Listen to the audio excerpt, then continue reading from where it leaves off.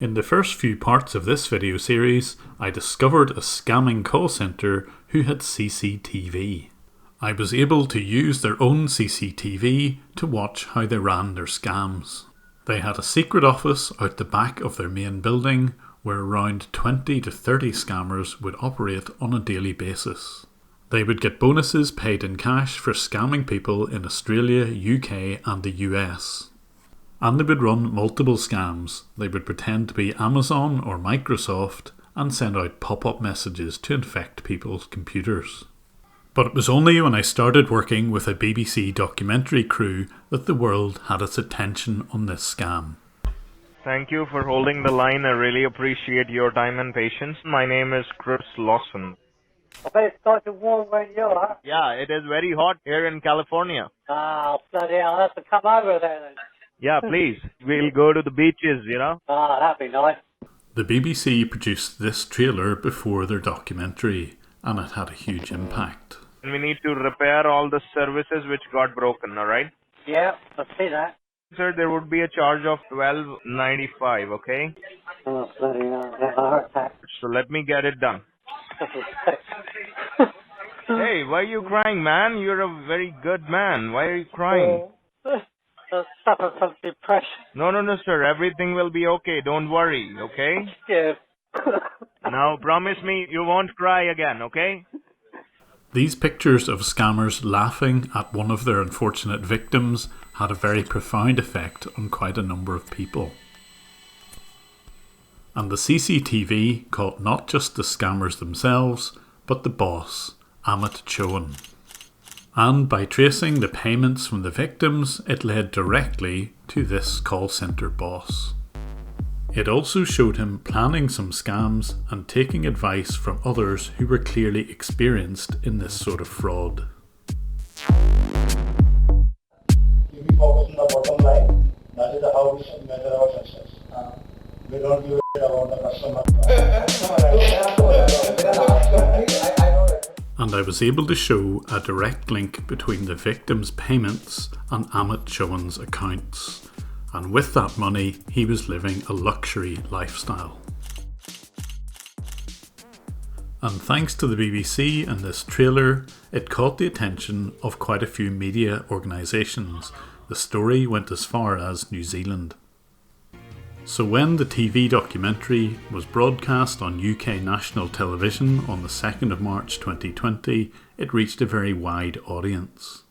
And one of the people supposedly watching was this man. His name is Karan Goel and he heads up the cybercrime police in Gurugram, the location of Amit's scam call centre. And in under 12 hours from the broadcast of the TV programme, Karan's team raided the call centre. And they went into the right place. They went to the building behind Faremart where the scammers were located. They also went to Amit Chohan's luxurious home address, and there they picked up some of his laptop equipment. Chohan was living in the DLF Magnolias building in New Delhi. The Magnolias apartment complex was a luxurious location. It overlooked an Olympic-sized swimming pool and had access to a golf course. And Chohan's rent for this apartment was 5 lakh or 500,000 rupees, that's about $6,000 per month. That sort of rent is almost unheard of in Delhi. And according to reports, the laptop contained the scripts which the scammers would use to dupe their victims. And they also uncovered personal details of those victims, including email addresses, credit and debit card numbers, and checks written to one of the many aliases. So as Goel was giving the press conference, he revealed some of the critical details of the arrest. And it wasn't just Amit Chohan who was arrested. Here on the right is Sumit Kumar, who was supposedly the accountant for this company. The newspaper reports revealed that Chohan and Kumar were both college dropouts, and that the police had sufficient evidence to press charges against both. So bizarrely, hand in hand with their arresting police officers, they were paraded in front of the cameras in the Gurugram police station. So this is obviously an amazing success, something I never thought would be possible. But honestly, I don't think anything would have happened had I just produced the video on my own.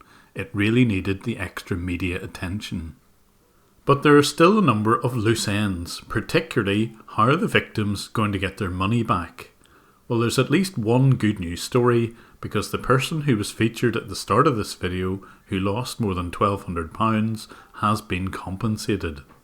But that didn't come through the seizure of assets. Instead, someone who's a viewer of my channel felt so sorry for the man who had been crying and was suffering from depression that he offered to return all of the money that was scammed to him from his own pocket. I've got to keep the victim's details as private as possible, but Rory, on behalf of this entire channel, thank you for being so generous to a complete stranger. And police in Gurugram have asked anyone who thinks they may be a victim of this scam to get in touch via the email address on screen and in the description.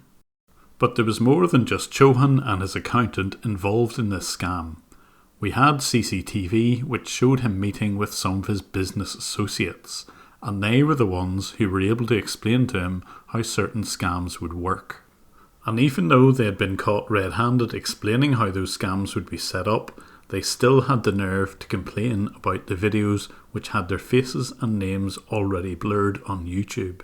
So even though I'd been careful to blur out their details, they still wanted to silence me, and it's understandable. So in a clear abuse of YouTube's privacy policy, they raised this complaint against me. But I've done absolutely nothing wrong. None of their personal details are revealed, and instead I'm going to put a link in the description to where people can read more about these two characters. But that will of course be outside YouTube. The link will show the evidence that this pair run other scam call centres, and this is how they've got the expertise. Let's just hope that the Haryana police will also take an interest in these two.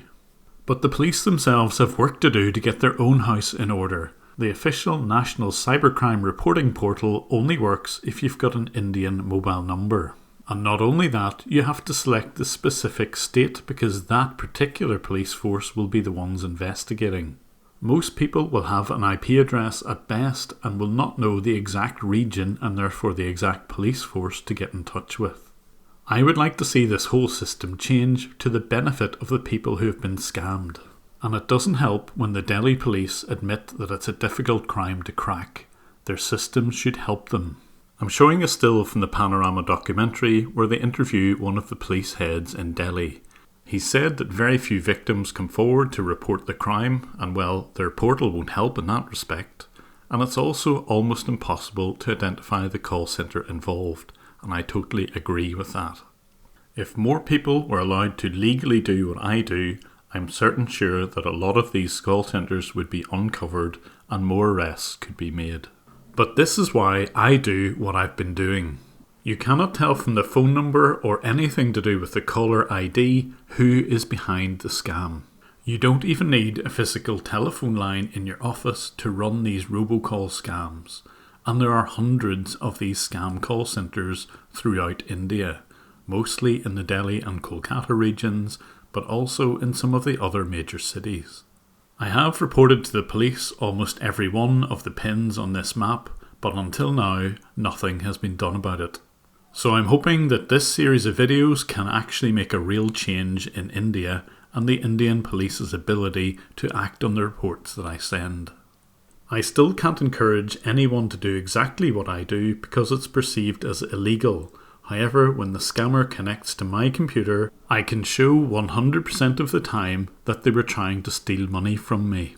This may not be a valid defence, but at least it will probably discourage a complaint. But there may be some unexpected benefits of this particular scam. On screen is rescam.org. Hey, nice to meet you. Welcome to Rescam. And what does this system do? I'm an artificially intelligent email bot made to reply to scam emails.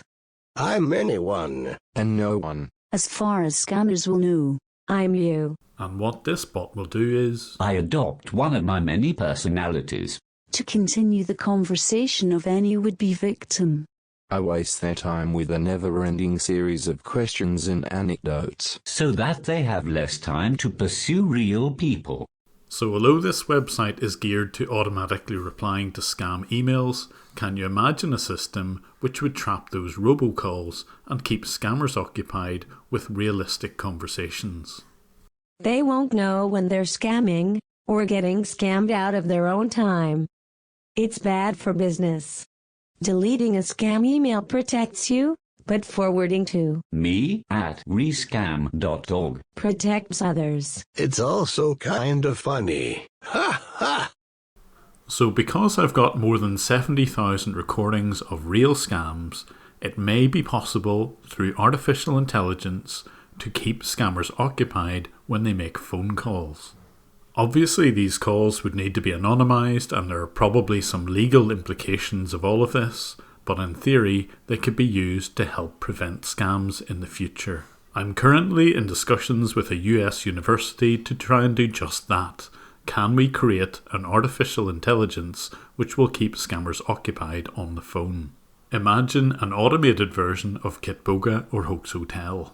But since it's unlikely that I'll ever get the CCTV footage again, I'm going to leave you with a potential victim who got a bit of his own back. Thank you for calling tech support. My name is Sue. How can I help you? Oh my gosh, you're a woman? Hello, just a woman? Yes, sir. How can I help you? I just got an email, a message. I was looking at online gay porn. Are you the right person to talk to for that? Sir, I'm not able to hear you. Can you speak louder? I was online. Can you hear me now? I was online? Yes. Uh-huh. Yes. And I was looking at some gay porn. Can you hear me? Can you hear that? Did you get that? Yes, sir. You like gay porn? I'm so sorry, sir. This is a professional call. Can you please help me? What exactly issue you're facing? Well, I was looking at two lesbians going at it, eating each other's muffs. And a guy came in and he was trying to cut from the rough. And I didn't like it, so I clicked to another lesbian porn site. And when I did, a message came on the screen saying me that my internet was blocked and sirens were going off and all kinds of crazy stuff. And it kind of screwed up my ejaculation because I was right about to come. And your message pulled up right before I was able to bust a load. So, the professional call, as I told you, right? So please use a professional language. And may I know that... It sounded like an emergency. There was sirens going off on my computer. Sirens like beep, beep. Like there was really an emergency going on. When really the only emergency that was going on was that I couldn't bust my nut watching two lesbians go at it because your thing came up and blocked my view from being able to watch two lesbians licking each other's clits. All right, sir. If you don't mind, can you please help me with your phone number so that I can, if in case the call gets disconnected, I will call you back on the same number? Yes. My number, can you hear me? Yes, sir. Is 1-900-1900 529 0246. So this is not the correct number, I believe, from which you're calling. Can you please help me the number from which you're calling? Yes, it's 1-900-529-0246. I have my phone on the screen just in case. No, sir, this is not the right number from which you're calling. May I know from which state you're calling? The state I'm calling from? Yes. Is Texas. I never heard about it. I have my caller ID screen. So this is not the right number. This is not the right details that you're telling me. Are you here to help me or not? Because I have a real serious concern. I just had to shut my computer. And she shuts him off and goes back to playing Patience. I've hoped you've enjoyed this video series, and again, thank you for sponsoring me and being my patrons.